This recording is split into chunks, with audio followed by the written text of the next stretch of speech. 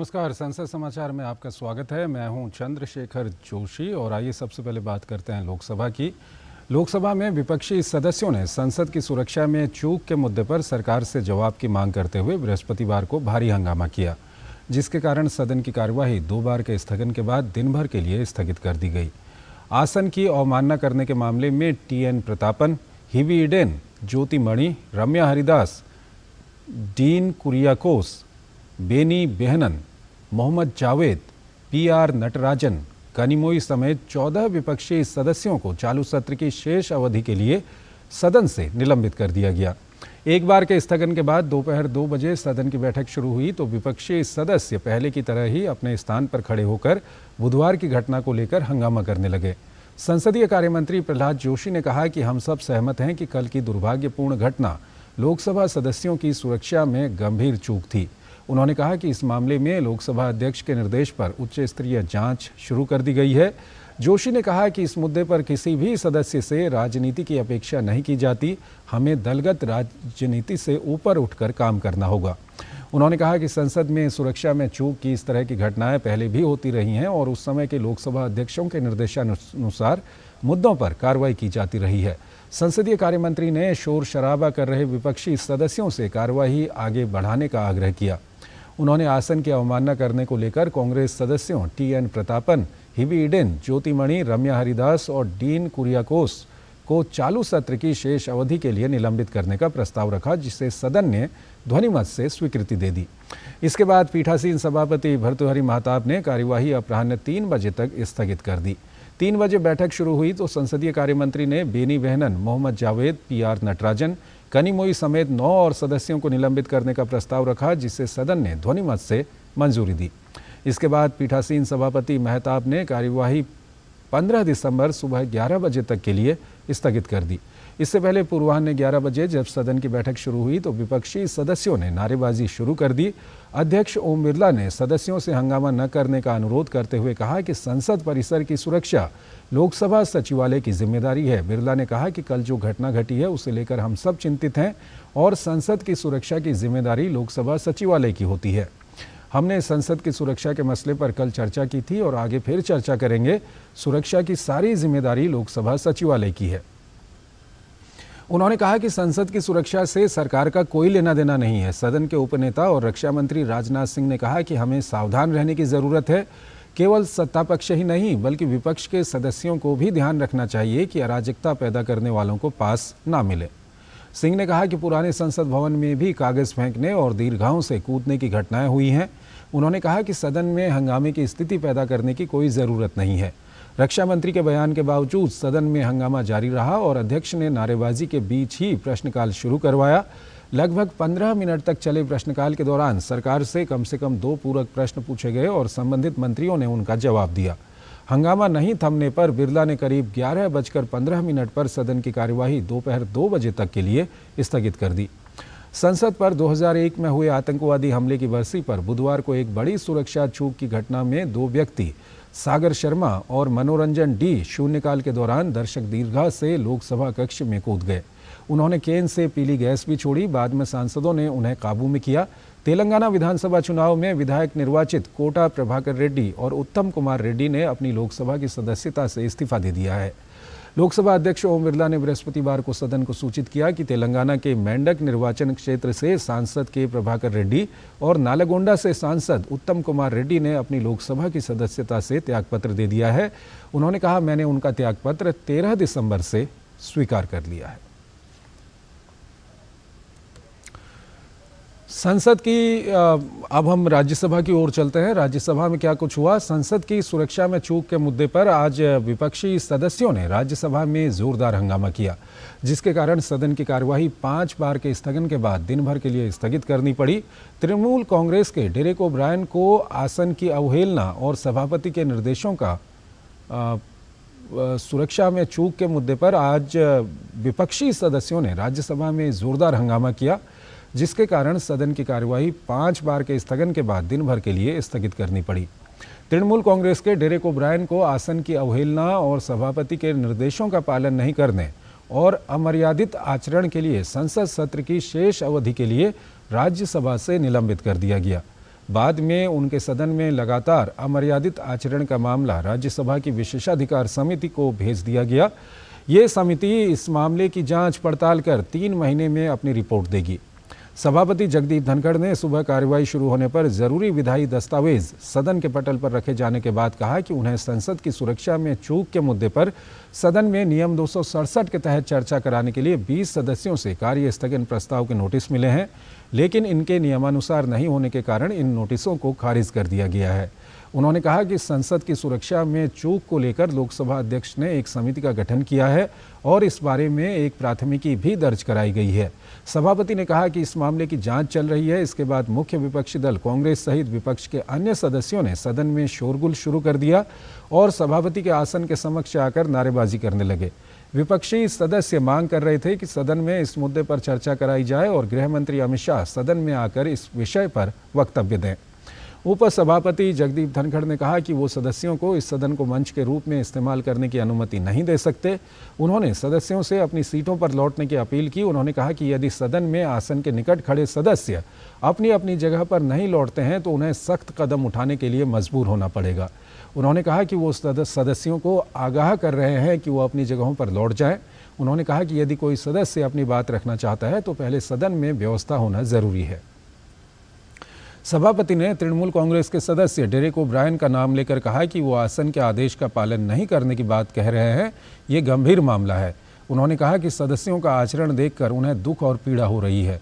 उन्होंने कहा कि विपक्षी सदस्य संवाद के बजाय केवल व्यवधान में विश्वास रखते हैं। इस बीच श्री ब्रायन आसन के निकट बैठे सहायकों और रिपोर्टरों की मेज से आगे निकलकर आसन के करीब पहुंचकर जोर जोर से बोलने लगे।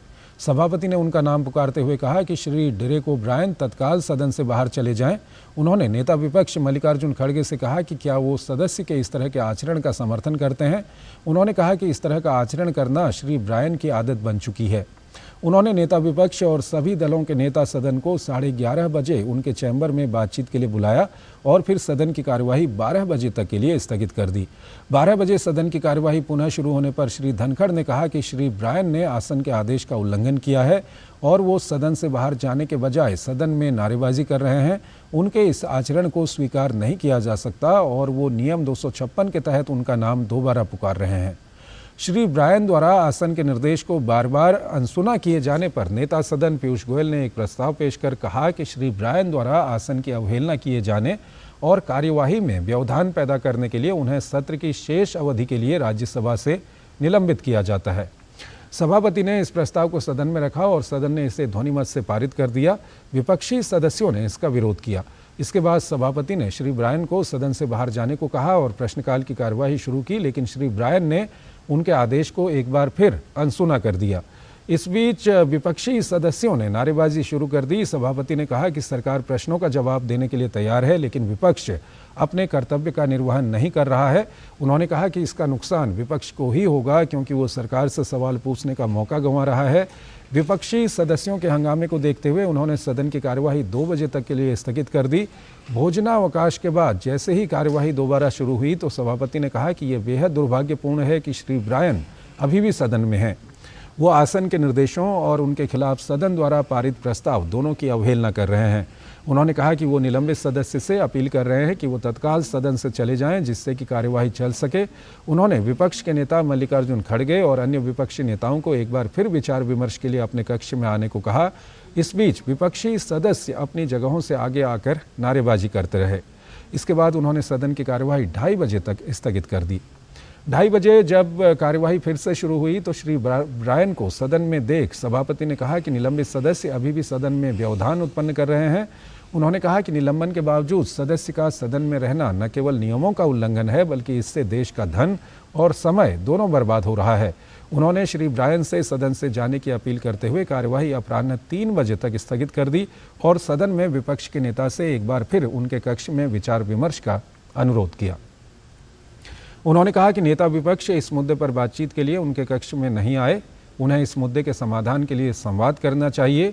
सदन की कार्यवाही 3 बजे पुनः शुरू होने पर श्री धनखड़ ने कहा कि निलंबित सदस्य बार बार अपील किए जाने पर भी सदन से बाहर नहीं जा रहे हैं। ये नियमों का उल्लंघन है।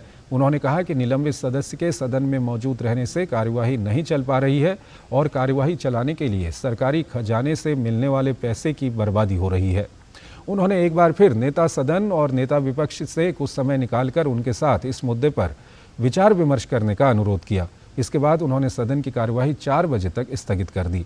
4 बजे सदन एक बार फिर शुरू होने पर सभापति ने कहा कि श्री ब्रायन अभी भी सदन में कार्यवाही में व्यवधान पहुंचा रहे हैं, जो नियम 256(3) का उल्लंघन है। उन्होंने कहा कि सदस्य का आचरण गंभीर और अन्य सदस्यों के विशेषाधिकार का उल्लंघन करता है। उन्होंने कहा कि सदन की कार्यवाही नहीं चल पा रही है क्योंकि सदस्य ने सदन को पंगु बना दिया है। इसके बाद नेता सदन पीयूष गोयल ने नियम 256(2) के तहत श्री ब्रायन के अमर्यादित आचरण के मामले को सदन की विशेषाधिकार समिति को भेजने के लिए एक प्रस्ताव रखा। इस प्रस्ताव में कहा गया है कि श्री ब्रायन आसन के निर्देशों और सदन द्वारा उनके खिलाफ पारित प्रस्ताव का उल्लंघन कर रहे हैं, इसलिए उनके इस आचरण के मामले को राज्यसभा की विशेषाधिकार समिति को भेजा जाना चाहिए। उन्होंने कहा कि विशेषाधिकार समिति इस मामले की जांच परख कर 3 महीने में अपनी रिपोर्ट देगी। इसके बाद सभापति ने ये प्रस्ताव सदन के समक्ष रखा और सदन ने इसे ध्वनिमत से पारित कर दिया। विपक्षी सदस्यों ने इस प्रस्ताव का कड़ा विरोध किया और वो सदन में लगातार शोरगुल और नारेबाजी करते रहे। सभापति ने एक बार फिर श्री ब्रायन से सदन से बाहर जाने को कहा, जिससे कि कार्यवाही चल सके, लेकिन श्री ब्रायन द्वारा इसे नज़रअंदाज किए जाने पर उन्होंने अंततः सदन की कार्यवाही दिन भर के लिए स्थगित कर दी।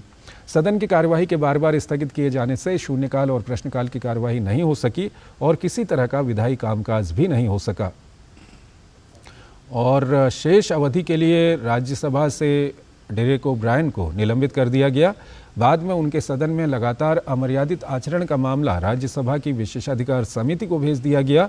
ये समिति इस मामले की जांच पड़ताल कर 3 महीने में अपनी रिपोर्ट देगी। सभापति जगदीप धनखड़ ने सुबह कार्यवाही शुरू होने पर जरूरी विधायी दस्तावेज सदन के पटल पर रखे जाने के बाद कहा कि उन्हें संसद की सुरक्षा में चूक के मुद्दे पर सदन में नियम 267 के तहत चर्चा कराने के लिए 20 सदस्यों से कार्य स्थगन प्रस्ताव के नोटिस मिले हैं, लेकिन इनके नियमानुसार नहीं होने के कारण इन नोटिसों को खारिज कर दिया गया है। उन्होंने कहा कि संसद की सुरक्षा में चूक को लेकर लोकसभा अध्यक्ष ने एक समिति का गठन किया है और इस बारे में एक प्राथमिकी भी दर्ज कराई गई है। सभापति ने कहा कि इस मामले की जांच चल रही है। इसके बाद मुख्य विपक्षी दल कांग्रेस सहित विपक्ष के अन्य सदस्यों ने सदन में शोरगुल शुरू कर दिया और सभापति के आसन के समक्ष आकर नारेबाजी करने लगे। विपक्षी सदस्य मांग कर रहे थे कि सदन में इस मुद्दे पर चर्चा कराई जाए और गृह मंत्री अमित शाह सदन में आकर इस विषय पर वक्तव्य दें। उपसभापति जगदीप धनखड़ ने कहा कि वो सदस्यों को इस सदन को मंच के रूप में इस्तेमाल करने की अनुमति नहीं दे सकते। उन्होंने सदस्यों से अपनी सीटों पर लौटने की अपील की। उन्होंने कहा यदि सदन में आसन के निकट खड़े सदस्य अपनी अपनी जगह पर नहीं लौटते हैं तो उन्हें सख्त कदम उठाने के लिए मजबूर होना पड़ेगा। उन्होंने कहा कि वो सदस्यों को आगाह कर रहे हैं कि वो अपनी जगहों पर लौट जाएं। उन्होंने कहा कि यदि कोई सदस्य अपनी बात रखना चाहता है तो पहले सदन में व्यवस्था होनी जरूरी है। सभापति ने तृणमूल कांग्रेस के सदस्य डेरेक ओब्रायन का नाम लेकर कहा कि वो आसन के आदेश का पालन नहीं करने की बात कर रहे हैं।